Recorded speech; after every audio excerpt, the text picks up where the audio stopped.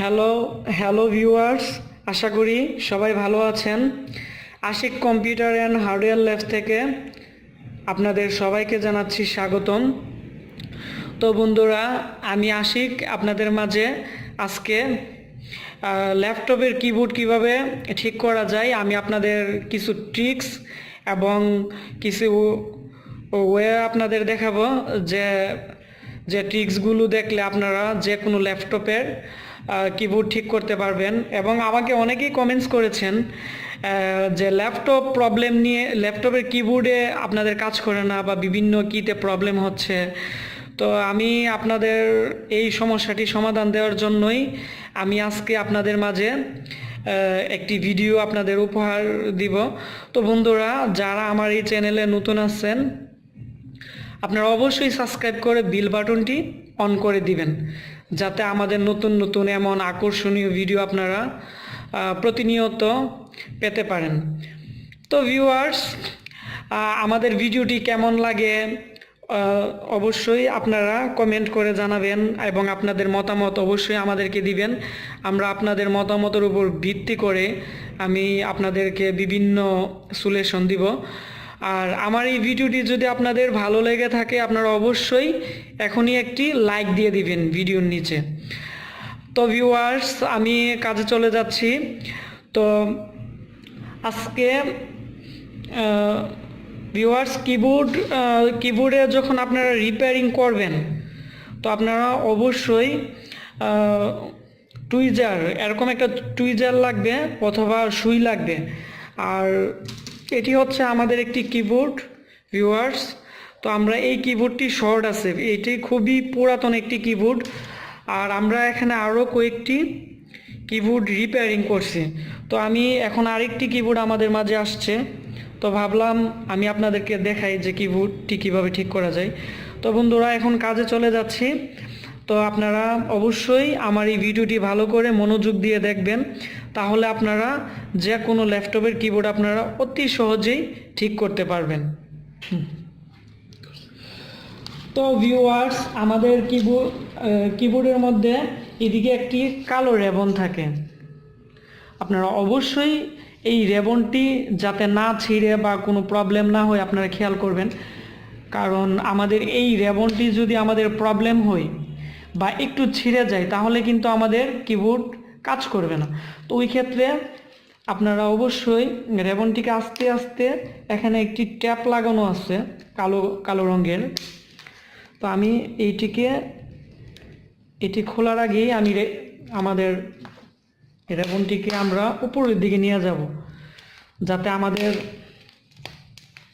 Viewers, আমরা এখন লকটিকে একবারে উপরের দিকে নিয়ে গেছি। আর এইদিকে দেখেন, খেয়াল করে দেখেন, অনেক ময়লা, এদিকে প্রচুর পরিমাণে ময়লা আছে, যার কারণে আমাদের এটি শর্ট দেখায়।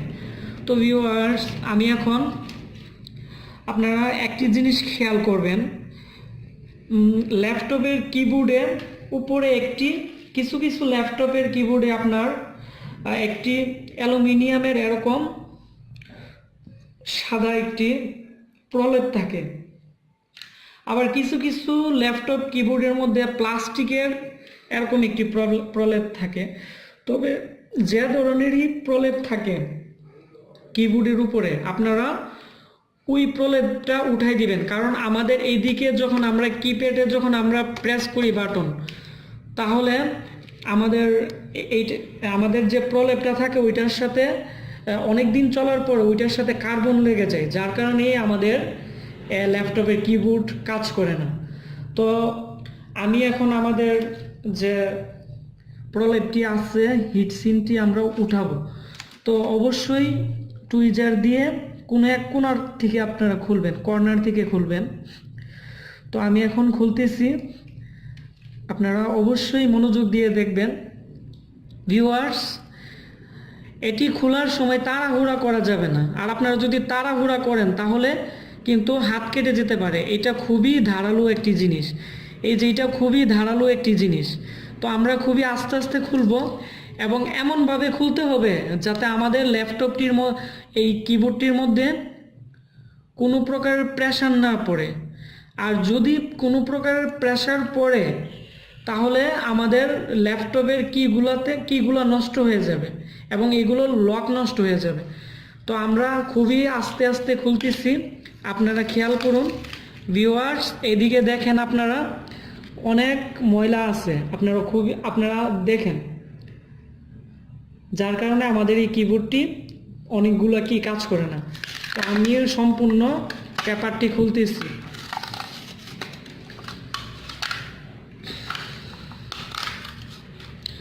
যখনই এই রেবনটির কাছাকাছি আমাদের হিট সিনটি আসবে, আমরা এই রেবনটিকে এইভাবে ধরবো এবং ওই পাশে নিয়ে যাব, যাতে আমাদের এই রেবনটিতে আমাদের হিট সিনটি না লাগে। কারণ লেগে গেলে তো আমাদের প্লাস্টিকটি ছিঁড়ে যাবে।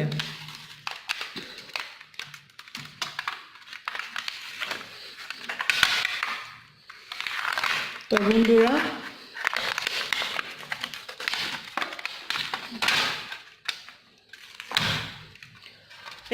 এই হচ্ছে আমাদের হিট সিনটি। তো এটি না থাকলেও আমাদের এখন কোনো সমস্যা হবে না।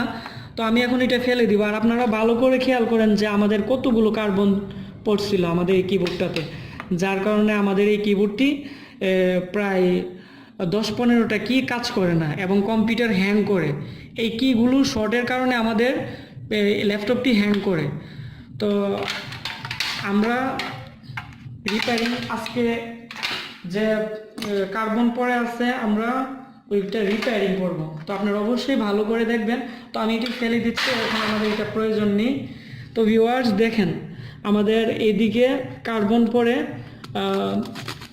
পরে শর্ট হয়ে আছে। তো আমাদের বিভিন্ন জায়গায় শর্ট হয়ে আছে। তো আপনারা প্রথমত যখন হিট সিনটি খুলবেন, তো আপনারা ভালো করে এভাবে প্রেস করবেন, তাহলে ভিতরে যত ময়লা আছে এদিক দিয়ে পড়ে যাবে। এবং প্রেস করবেন ভিউয়ার্স, তাহলে আমাদের কিতে কার্বন থাকলে ওই কার্বনগুলোও পড়ে যাবে। তো এগুলো করার পর প্রচুর পরিমাণে যদি আপনার কার্বন থাকে, আপনারা এরকম স্প্রে পাওয়া যায় মার্কেটে। তো আপনারা এই স্প্রেটি দিয়ে এটি ওয়াশ করতে পারেন, তাহলে আরও ভালোভাবে কাজ করবে। তো আমি এখন স্প্রে করব। আমাদের এদিকে কার্বন আছে বন্ধুরা, তো আমি এদিকে একটু স্প্রে দিয়ে দিতেছি, এটি ওয়াশ যাতে হয় আর কি। এটি একটি গ্লাস ক্লিনার। তো আমরা এমনভাবে দিব যাতে ভিতরেও যাই, আমাদের ক্লিনারটি যাতে ভিতরেও ভালোভাবে পৌঁছায়। তারপর আমরা ব্রাশ নিব বন্ধুরা। আমি এখন ব্রাশ নিতেছি, ব্রাশ দিয়ে ভালো করে ওয়াশ করতে হবে। এটি খুবই ভালো করে ওয়াশ করতে হবে।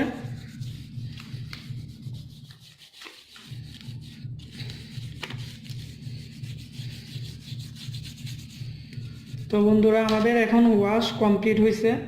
তো অনেক ময়লা, এর ভিতর থেকে অনেক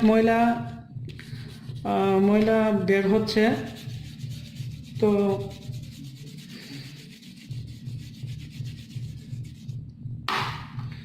বন্ধুরা, এর স্প্রে করার পর অবশ্যই পানি থাকবে অল্প। তো আমরা এখন একটি ন্যাকড়া দিয়ে বা একটি কাপড় দিয়ে পানিটা মুছে দিতেছি। আর পানি যদি থাকে তাহলে শর্ট হয়ে যাবে। তো আমি এখন মুছে দিতেছি। এখন দেখেন ভিউয়ার্স, খুবই একটা পরিষ্কার হয়ে গেছে। তো তারপর এভাবে ভালো করে ওয়াশ করবেন। তো আমাদের যে ক্লিনারের পানিটা অপোজিট সাইডে চলে গেছে। তো আমরা এটা ভালো করে রৌদ্রে শুকাবো। আমাদের যখন ভালো করে শুকাবে রৌদ্রে, তখন আমরা 1 দিন পরে বা 2 দিন পরেও আমরা ল্যাপটপে লাগিয়ে দিলেই বেটার। কারণ এর ভিতরে কোনো জায়গায় যদি পানি থাকে, তাহলে কিন্তু এত কষ্ট করার কোনো মানে হয় না। তো বন্ধুরা, আশা করি আমাদের এই ভিডিওটি ভালো লাগবে। আর যদি ভিডিওটি ভালো লেগে থাকে, অবশ্যই আপনারা আমাকে কমেন্ট করে জানাবেন, আমি আপনাদেরকে সাথে সাথে আনসার দিব। এবং আপনারা ফেসবুক, টুইটার, বিভিন্ন আপনাদের ফেসবুক প্রোফাইল থেকেও আমাদের এই ভিডিওগুলো শেয়ার করতে পারেন। এবং আশা করি আমাদের এই ভিডিওটি থেকে সবাই যার যার ল্যাপটপের কিবোর্ড, তারপর কম্পিউটারের যে কোনো সমস্যা হয় তারা এগুলো শিখতে পারবে। তো বন্ধুরা, আজকের মতো আমি এখানেই শেষ করে দিলাম। আশা করি